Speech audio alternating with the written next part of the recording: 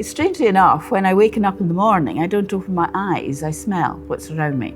People accept the whiskey nose and the wine nose, the perfume, etc., but I have a medical olfactory library from nursing. Les and I had been married and we met when we were 16, but this was when he was 31, 32. I noticed a strange change in his smell. 20 years later, we went to our first Parkinson's meeting, and very much to my surprise, I realised that the other people with Parkinson's in the room smelled the same as Les. I said, you know that smell that I've told you about? They have the same smell as you, but there are different levels. Some, the smell is stronger, and some is weaker. So Parkinson's is a condition which causes a progressive damage to nerve cells within the brain. And it can cause a wide range of symptoms, including mobility symptoms, what we call motor symptoms, such as tremor, stiffness in the limbs, and also difficulty with movement. And it can also cause non-motor symptoms, such as memory problems, mood problems, and pain. Well, we all have our protective oily substance on our skin, which is called sebum.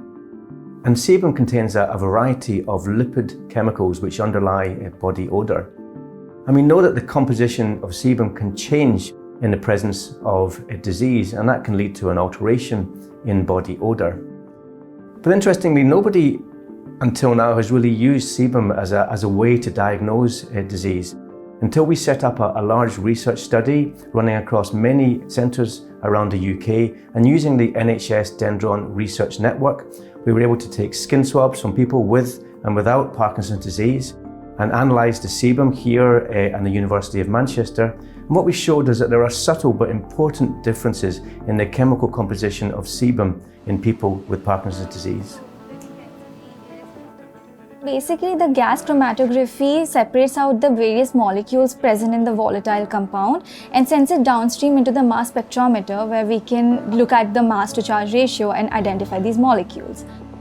Joy sits at the olfactory apparatus, and whenever she smells something familiar, she clicks on the clicker and then we can see which exact molecule it is that is causing the odor on the mass spectrometer. And these molecules are basically your volatile biomarkers for Parkinson's disease. For Les, as a doctor, once we had discovered this, he almost became the old Les again.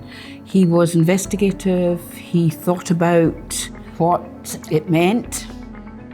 The night he was dying, he made me promise that I would continue and I would do this research. And I have to say, it has paid off.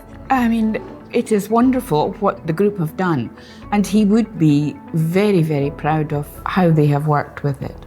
It is tremendous.